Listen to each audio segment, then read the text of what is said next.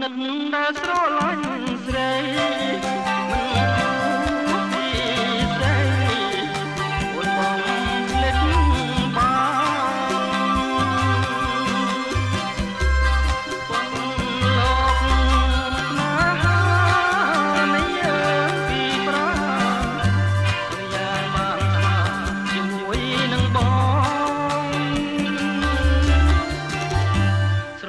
បដូរផ្ដាច់ជាទីបំផុត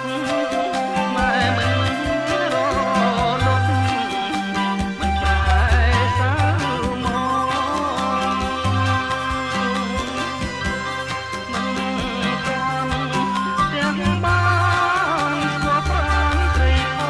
ងអូនបងលេងបរិបការគូថ្មីសល់តា